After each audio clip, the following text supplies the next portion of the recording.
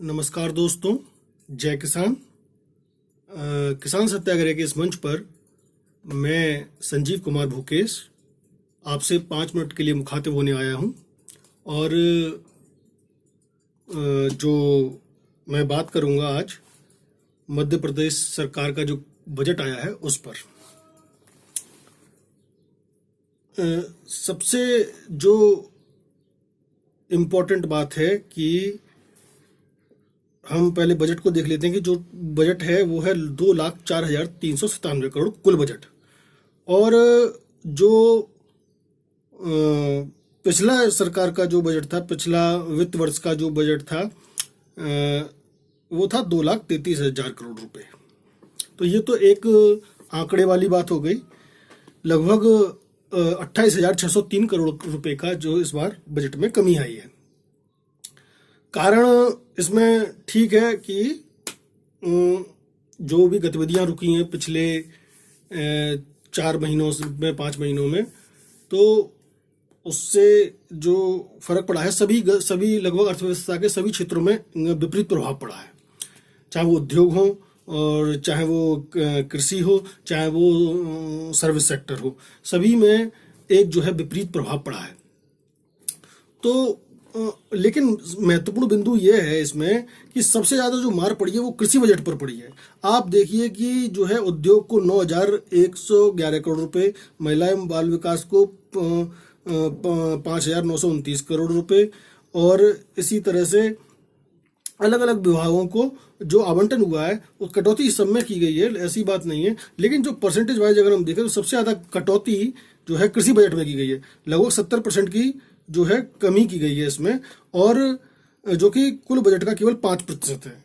और जबकि पिछले वर्ष ये 20% था कुल बजट का, यानी पिछले वर्ष ये था 46,000 करोड़ रुपए।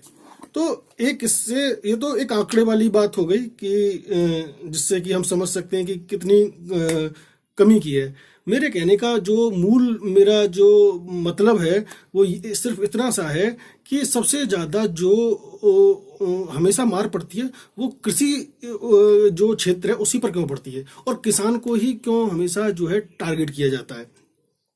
अब आप ये बताइए कि किसान इस देश का सबसे ज़्यादा प्रताड़ित और शोषित और वंचित जो वर्ग है, जिसका आज़ादी की बात से लेकर और अभी तक कोई भी कभी भी उसका जो है स्वर्णिम काल नहीं आया है। वो तब भी आज़ादी के बाद भी भूखा मर रहा था, आत्महत्या कर रहा था, और आज भी जो है लगभग 12,000 किसान जो है प्रतिवर्ष जो है वो आत्महत्या कर लेते हैं। तो ये जो है बहुत बड़ी जो है कह सकते हैं कि मार जो है बजट के माध्यम से सरकार ने किसान पर जो है मारी है। तो अब इससे फर्क क्या पड़ेगा? सबसे इंपॉर्टेंट बात है कि अब इससे फर्क यही पड़ेगा कि जितनी भी कृषि और कृषि क्षेत्र से संबंधित जितनी भी गतिविधियां हैं और जो विभाग है उनको आवंटन जो है कम होगा जो है बजट का, और इससे सीधे सीधे किसान की आय पर प्रभाव पड़ेगा। जो पहले ही उसको एमएसपी तो छोड़िए, उसको कुछ भी नहीं मिल पा रहा था। मूंग जो है 12,000 रुपए की जो उसकी लागत है प्रति कुंटल की, वो जब उसकी 4,500 रुपए प्रति कुंटल में जा रही है, तो बताइए उसको तो कुछ क्या मिल क्या रहा है। वो तो मतलब मजबूर हो रहा है कि किसी भी तरह अब ये भी नहीं मिलेगा मुझे, आधा तो छोड़ो, आधे से भी कम उसको जो है मिल रहा है। तो वो मजबूरी में कि हाँ औने पौने दाम अपने को बेच रहा है। और यही हाल मक्का में रहा था, 950 रुपये प्रति कुंटल का घाटा जा रहा था। हर प्रत्येक फसल पर आप ये देख लीजिए, लोगों ने टमाटर तक जो है इस पेंडेमिक में, जो इस महामारी में जो है तमाम जो है रायसेन जिले में और तमाम जिलों में टमाटर यूं ही फेंक डाले। को क्या कहाँ करें, कहाँ बेचें? औने पौने दाम जा रहे, बाद में तो स्थिति ये आ गई कि औने पौने दाम में भी नहीं जा रहे थे। तो मेरे कहने का मतलब ये है कि इससे आपकी खाद, बीज, यूरिया और जितने भी कीटनाशक या जो भी इंसेक्टिसाइड, पेस्टिसाइड सब जो है सब महंगे हो जाएंगे। और सब्सिडी जो है वो सब्सिडी पर भी सरकार खर्च नहीं कर पाएगी, बोनस पर भी खर्च नहीं करेगी। भावांतर योजना है या अन्य जितनी भी सिंचाई योजना है और कृषि से संबंधित जितनी भी योजनाएं चल रही हैं, कोई भी किसी का भी लाभ जो है किसान तक नहीं पहुंच पाएगा। अब मैं ये तो देखिए इस बजट की बात नहीं, ये तो हमेशा ही किसान के साथ होता रहा है, ये कोई नई बात नहीं है।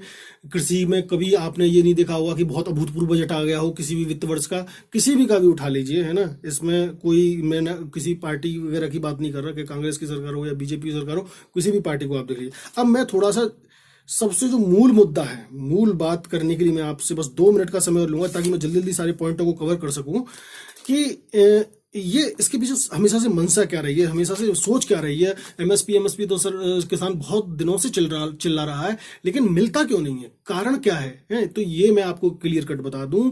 ऐसा नहीं है कि राज्य सरकार या केंद्र सरकार या किसी भी पार्टी की सरकार जो है वो नहीं जानती कि एमएसपी कितना किस उस पर कीमत पर देना चाहिए, कितनी एमएसपी कैसे निर्धारित हो, और एमएसपी वास्तव में कितना जरूरी है किसान के लिए। ये सरकारों को इसमें पता है अच्छी तरह से, लेकिन वो फिर भी क्यों नहीं आपको तय कर देते हैं, लेकिन मिलता तो नहीं है। तो दिक्कत तो वही है ना, तय करने से तो बात बनती नहीं है।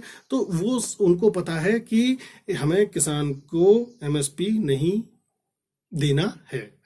अब इसके थोड़ा बैकग्राउंड में जाइए क्या कि एग्रीकल्चर प्राइस कमीशन जब गठन हुआ तो उसने जो है किसान के लिए एमएसपी का जो है निर्धारण की बात रखी, और उस समय एफसीआई भी बने।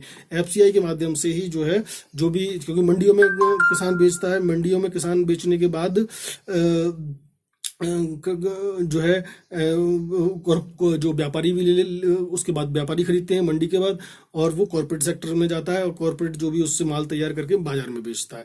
तो जो है एमएसपी तय करना और एफसीआई खोलना ये किसान के लिए अच्छे कदम थे, लेकिन उसको कभी उसका लाभ जो है जितना मिलना चाहिए कभी मिला नहीं।